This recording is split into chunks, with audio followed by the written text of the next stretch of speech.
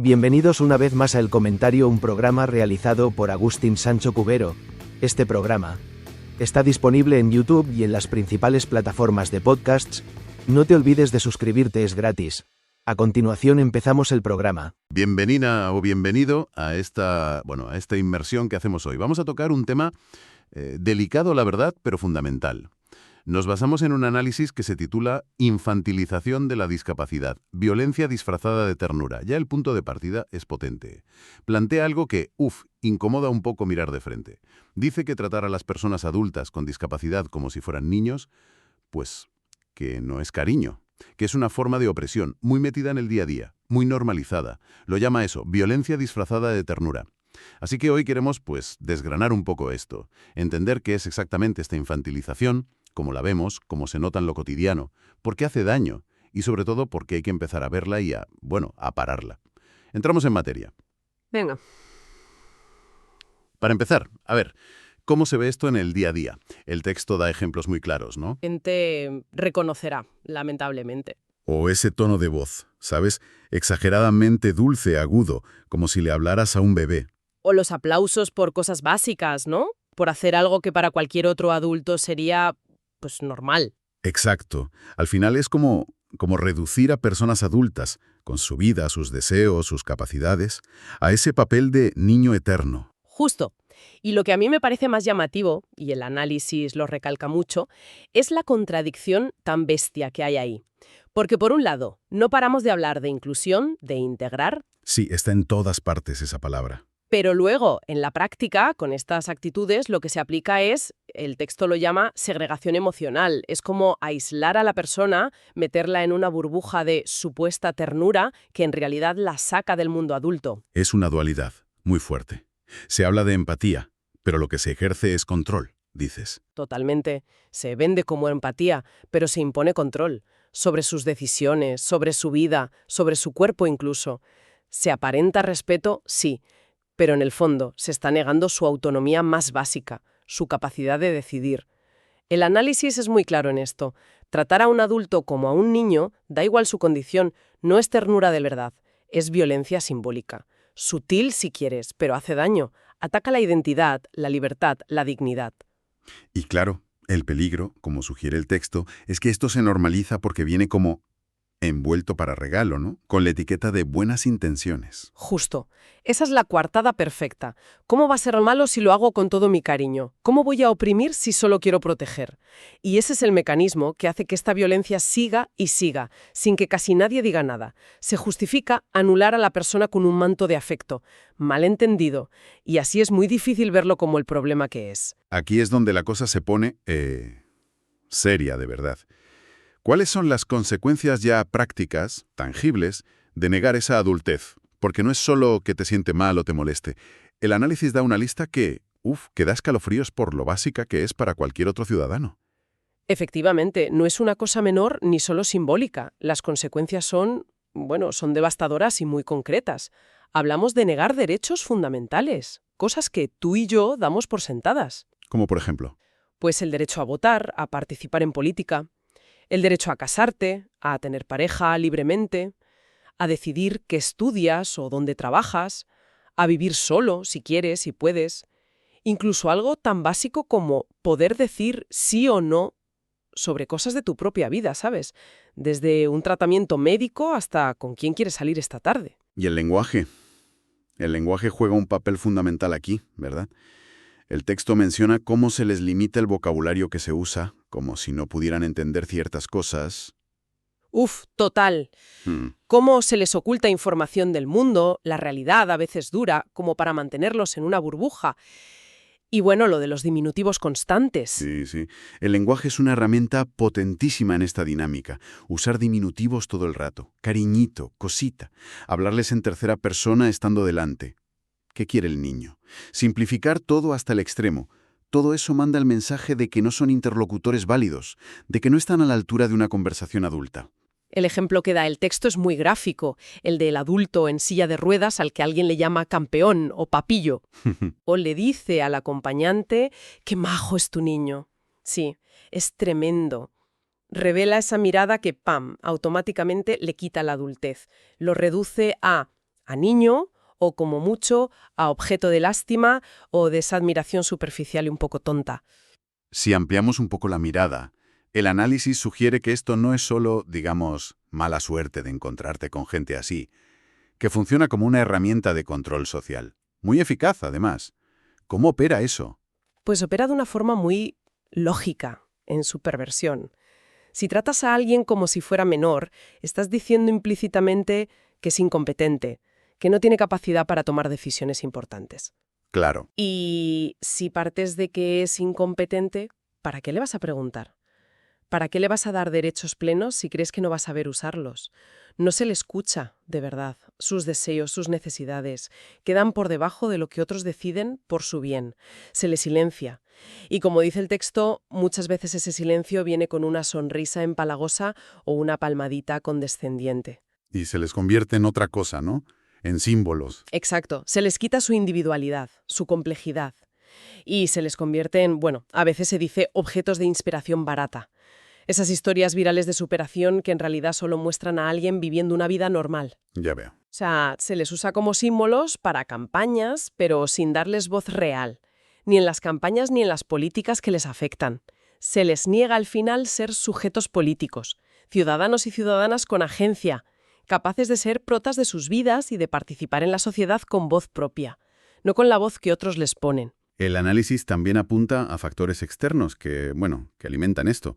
Menciona directamente a los medios y a las instituciones. ¿Cómo contribuyen? Los medios, a menudo sin mala intención, pero con un paternalismo muy metido dentro, pues contribuyen manteniendo estereotipos. Esos retratos almibarados, como los llama el texto, Ah, donde se presenta la vida normal de una persona con discapacidad, tener pareja, un trabajo, irse de vacaciones, como si fuera una hazaña, algo extraordinario. que parece bueno, pero no lo es tanto. Claro, porque aunque parezca positivo, en realidad refuerza la idea de fondo de que lo normal para ellos sería no hacer nada, ser pasivos, depender. Celebra lo básico como si fuera excepcional. Y eso es una forma sutil de discriminar, basada en esperar muy poco de ellos. ¿Y las instituciones? ¿Qué se señala ahí? Pues el texto apunta a un problema estructural y gordo, que todavía existen marcos legales e institucionales que, en vez de apoyar la autonomía, la limitan. Menciona figuras como la tutela o la curatela. Que son mecanismos legales. Eso es, mecanismos legales que, en ciertos casos, pueden quitarle a una persona, total o parcialmente, la capacidad jurídica, la capacidad de decidir sobre sí misma y sus cosas.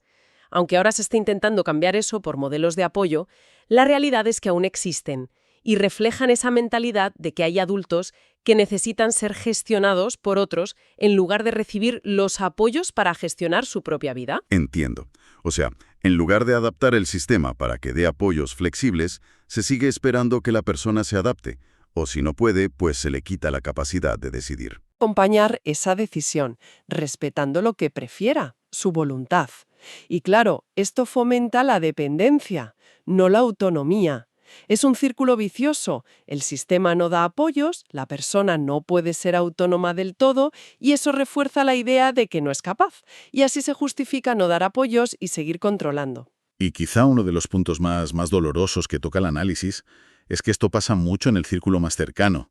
La familia, la pareja, los cuidadores, gente que muchas veces lo hace por amor de verdad, por proteger. Sí, y eso lo hace especialmente difícil, claro. Porque si te infantiliza un desconocido, es más fácil verlo como una ofensa. Pero si viene de tu gente, de los que te quieren, la línea se vuelve borrosa. La sobreprotección, esa vigilancia constante por tu bien, las decisiones que toman por ti para evitarte problemas, todo eso, aunque nazca del cariño, al final tiene un coste altísimo. ¿Y cuál es ese coste fundamental? El texto lo dice muy claro.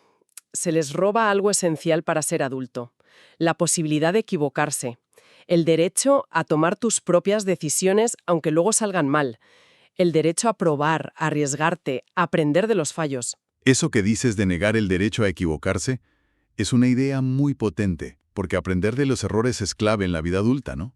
Es absolutamente crucial. La autonomía, la vida adulta, implica riesgo. Siempre. Tomamos decisiones cada día sin saber seguro si acertaremos. Nos enamoramos, cambiamos de curro, invertimos, y a veces sale mal. Pero de esas experiencias, también de las malas, aprendemos, crecemos, nos definimos. Negarle eso a alguien sistemáticamente en nombre de la seguridad, como dice el análisis, es profundamente deshumanizante. Es en realidad otra forma de cárcel. Una jaula invisible, sí, hecha con buenas intenciones, pero una jaula. Les quitas una parte esencial de ser adulto y de aprender de la vida, de enfrentar las consecuencias, buenas y malas, de lo que eliges. Ante todo esto, el análisis lanza una pregunta que resuena bastante. ¿Dónde está el escándalo público? ¿Por qué no hay debates serios, constantes, sobre la autodeterminación real de las personas con discapacidad?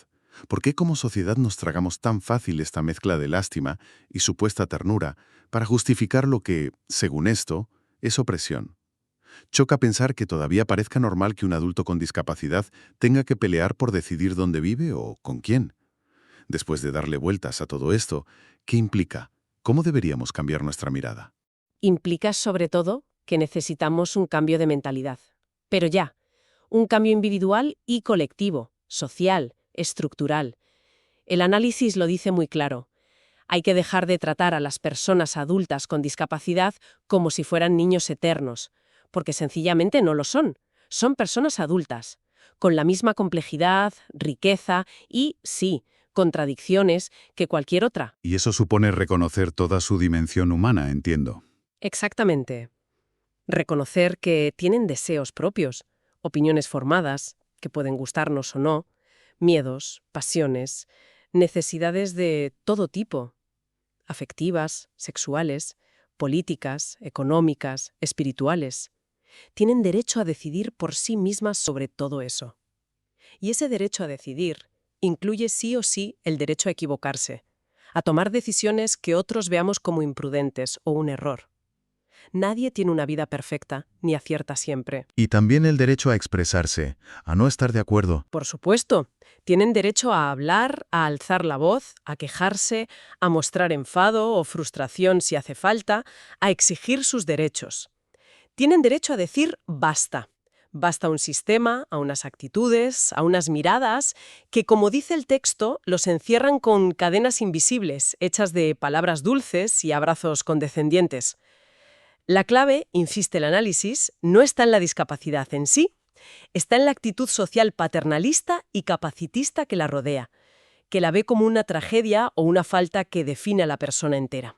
Entonces, ¿qué se necesita en lugar de esa compasión malentendida o esa sobreprotección que asfixia? Lo que se necesita es respeto, respeto real. Y eso empieza por escuchar de verdad, por preguntar antes de asumir, por dar espacio para que la persona se exprese y decida. Se necesita igualdad efectiva de oportunidades, quitando barreras físicas, de comunicación y de actitud. Y se necesita, sobre todo, reconocer y garantizar su libertad plena como ciudadanos y ciudadanas adultas. No necesitan nuestra lástima, necesitan que se respeten sus derechos y su dignidad. Entonces, para recapitular un poco, la idea central que hemos explorado hoy es que la infantilización, esa tendencia a tratar a adultos con discapacidad como niños, más allá de las intenciones, funciona como una forma real de opresión, sutil, normalizada a menudo, pero que niega su humanidad, su dignidad y su condición de adultos. Exacto. Es una violencia simbólica, pero con consecuencias muy reales. Y quizá como reflexión final que sale de todo esto y que nos toca a todos y a todas, deberíamos pararnos a pensar en lo fácil que puede ser, a veces sin darnos ni cuenta, caer en actitudes o usar un lenguaje paternalista. No solo con personas con discapacidad, sino con cualquiera que percibamos, por lo que sea, como más vulnerable o dependiente. Es una llamada a la autocrítica constante, entonces. Sí, el texto nos invita a eso, a pararnos, a identificar y denunciar esta infantilización cuando la veamos, a no justificarla. Pero creo que podemos ir un paso más allá, como individuos, cultivar una autoconciencia continua sobre cómo nuestras interacciones de cada día, nuestras palabras, gestos, incluso miradas, pueden estar sin querer afirmando y respetando la autonomía y la dignidad del otro, o al revés, pueden estar contribuyendo, aunque sea un poquito, a negársela. Preguntarnos más a menudo, ¿Estoy tratando a esta persona como la adulta que es? ¿Respeto su capacidad de decidir, aunque yo piense distinto? Quizá esa reflexión constante sea un buen punto de partida. Hasta aquí esta edición del programa del comentario, un programa realizado por Agustín Sancho Cubero. Este programa está disponible en YouTube y en las principales plataformas de podcasts. Hasta la próxima edición del programa. Muchas gracias. Dirección y realización Agustín Sancho Cubero.